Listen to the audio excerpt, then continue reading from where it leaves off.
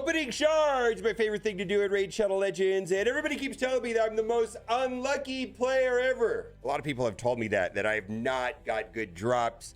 But in this summon rush, which is for the event for the Doggo fusion, let's just call him what? Throat cutter, throat slitter. I don't know how to say his name, but he's Doggo.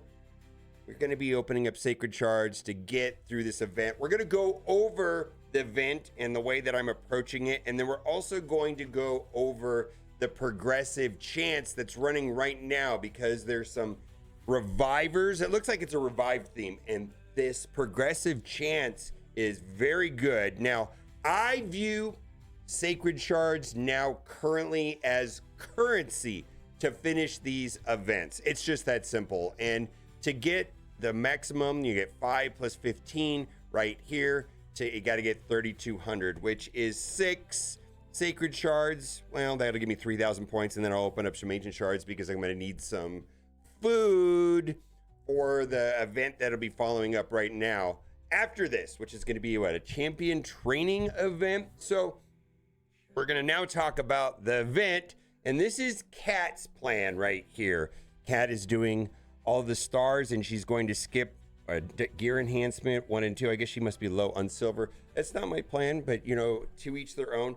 A couple things that I want to point out is right now we are in what, a dungeon divers is going to be starting towards the end of the ice golem. We've got ice golem current running, and then there will be some overlap, so that's great. We're in the summon rush right now. Champion training will be starting. 130 total points here, but 20 of them you can't count on, right? Because it's going to be the leaderboard, the top of the tournament, and unless you're planning on finishing first place, you're not going to get that points, right? So really there's only 10 points to skip. I'm going to wait to the end to decide which 10 to skip because I have an abundance of shards. I don't really need to consider skipping right now on the summon rush. Also, this champion chase tournament, which is going to be next week, the prediction is there's going to be some sort of boosted for void shards, and I'm not sure if that's a 2x chances or a 2x legendary drop. Both are going to be good. Looking forward to that. So I'm just going to run this towards the end, and you know, if I get to a position where I don't want to run Fire Knight and I don't want to run the gear enhancement event, fine. There's probably going to be a back end Titan event. I'm not sure if that's going to be for his pair, Packmaster Shrek, or what that's going to be look like. And I'm guessing there'll probably be some other type of event, either a tournament or a deck of fates or a hero's path. But we're looking for the 5-star souls, which we don't know which way that is going to become for this guy right here. And then also his mate. That's kind of how they do this in the game. They have pairs, and so Packmaster and Throat Ripper are paired. Now let's get into the progressive chance, and I would not think too highly of this. You know, progressive chance is going to give what, 15-20x chances, which means that there's probably a good chance of pulling one of the epics. Now I will say this, I'll talk about the epics first, because Ugo is one of the champions inside of my promo code link. So if you click the link in the description or scan the QR code, you will be getting Ugo. Ugo is one of the champions here, so I'll speak to the advantages to Ugo. Also keep in mind, in the first 24 hours of downloading Raid Shadow Legends, you got to use promo code Monkey King for Sun Wukong, and also there is another legendary, so total of 3 legendaries, 3 epics for a 7-day login. So let's talk about these revivers. Now Ugo is not really a reviver. She does healing, she puts defense down, and she does block buffs. This is an excellent champion in so many game modes. I've seen people in the comment section say that she's the best epic in the game. I would say Deacon and Geomancer are a notch up from Ugo. Fantastic. She does have a revive, but it's so situational. I wouldn't even count her as a reviver. You could go into her kit. It's just like very specific type of events have to happen for it to be a revive. It does happen sometimes, but mostly she's a defense down, block buff, healer. She has like a little bit of a cooldown decrease on negative effects, or like she has a soft cleanse, Right here, we've got Speed Up, Full Team Revive, very useful. And then we've got Rector Draft, which has Perfect Veil, which is also needed very much. So my suggestion is if you don't have Ugo, go for Ugo. If you have all three, just pick the one that you have the lowest +1. So I have Ugo at +4. I've had him at +2. I have Rector Draft at +0. So I am going to be going for Rector Draft. All three of them are good. Now the same is true for these four right here. 2 of them are Sylvan Watchers, 2 of them are Demon Spawn, and 1 of them is Lizard. And the 2 that I was the most interested in initially, actually I was really torn between Elva. I really wanted to do Elva. Aura Speed, I feel like I could use this all the time. Heals ally by 10% of their max HP at the start of their turn. Passive healing, Perfect Veil, which is going to be super useful. Well, possibly in Hydra, but it's not the whole team. Then right here, look at that. Increased speed block debuffs. 75% chance of removing all debuffs. Well, once you get the booked out, it goes up to 100%. I guess it's not 100%, right? 20, that's 100%. 3 turn cooldown, fantastic. And then right here, revive single target ally. Increase attack, increase defense. So that's going to be useful in a lot of different places. And then also a heal. That one I was considering. That Duchess Lilitu was the other one. Same thing. Aura Speed. Decrease the damage taken by all allies from AoE attacks. 15% from bosses. Block debuff. Increase attack buff on all allies. That's fantastic. Veil on all buffs except for this chance. That'd be very useful inside of Hydra. Place a block debuff and an increased attack buff for all allies for 2 turns. Perfect Veil on all allies. Take this champ for 2 turns. Fantastic, right?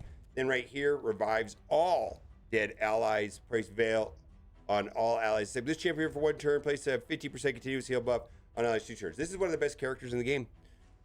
So I was leaning between those 2, but then I looked at my faction wars, and I'm doing okay with those 2 factions. Where I am really struggling is in Lizard Man. And yeah, 5% less damage from skills for each buff on them, stacks up to 25%. So that's situationally better than Lilitu. Removes all debuffs from all allies, then heals them up by 10% of their max HP. Heals each ally an extra 5% of the max HP each debuff removed for them. Also places block debuff on all allies for 2 turns. I'm currently using Kaja for this, and I think this might be a lot better because there's healing and all debuffs, and there's a revive all dead allies. That's fantastic. So to me, this is definitely an improvement over Kaja. That's what I'm thinking. Revive all dead allies. And then right here, heal the ally with the lowest HP, also an improvement from Kaja. So this is who I'm going to be going for. Interestingly enough, out of all the champions that are on this list, all of them are 4.5 stars on Hell Hades, where Pytheon is 5, but that is not why I made the decision, because I was sold on the other 2 as well. It has to do with the Lizard Man. I really need Lizard Man for faction wars hard. But that being said, don't do that. Don't do that. Don't do that. Don't do that. That being said, I really have started to look at these sacred shards as currency for events. I'm really not looking to pull a legendary or an epic, legendary out of it. I mean, I might, but it's like, cool. So I'm going to open 6 of these, and then I'm going to open up 10 ancient shards just to get through this as well. So we'll load up, we got to open Lizard, and then we got to do Rector Drath, confirm. All right, so we're going to open it, but I got to look at these as currency and use them for these fusion events. It's just a currency is the way that I see it. So let's do it. We're going to do 6 of these. So the chances on these are relatively low, 6%. So I guess 6 times 6, we're going to open 6 today, is 36% chance. So maybe for the course of this video, 1 in 3 chance of pulling a legendary. So let's do it. Let's do the first one right here. These are super scarce to come by. I've been getting a lot of them on a daily basis. Inside, not on a daily basis, but every couple days or so, I get them out of doing Ultra Nightmare Clan boss. And I think getting to Ultra Nightmare is a top priority. If you're not doing so already, run, don't walk, go do that. All right, Pestilence, level 1, Knights Revenant. All right. Let's see if we get anything that's of value here. All right, we got Delver. All right, summon chance now 25x on Rector Draft. I already have those 3 champions, so that's number 2. Let's go for number 3 right here. Number 3, let's go, let's go, let's go. All right, Scabrius. All right, what? I forgot how many I've done. Is that 3? All right, let's do number 4. I may have lost count here. All right, Flyja. Let's go. All right. Number 5 right here. All right. Edriel. All right. So far, a lot of nothing. A lot of nothing. And then last one. All right. Well, we didn't even get to pull any of the... We did not pull any of the... even the epics. Like all of that. Like looking at how it's gonna play out, and we didn't even pull the epics. So I probably should have saved that for tonight, but oh well, we'll just do it anyways. We'll also get a epic relic, which could be useful for sure. And then we're gonna do very quickly, just do 10 of these, and maybe we'll pull an epic or 2 out of this. Who knows? If we get lucky, we'll pull an epic.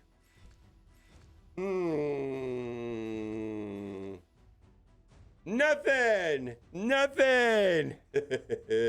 So that's the way my pull always go. But at least I finished the event. Now, if you've not done so already, click the link in the description. You're gonna start your journey off with 3 legendaries and 3 epics. 2 of the epics are top tier. Ugo and Deacon are over the top good. Also, the legendary Sun Wukong, use promo code Monkey King in the first 24 hours of playing the game. He's over the top good too. Sun Wukong, Deacon, and Ugo are champions that I think will carry you for a very long time in the game. All 3 of those champions I use. I don't know if I use them all on a daily basis, but I use some Wukong daily, and I definitely use Rector Drath and Uko and weekly. And that's kind of like a good basis for this game. Is, do I use the champion on a weekly basis? Absolutely. Use those 3 on a weekly basis. Bye for now.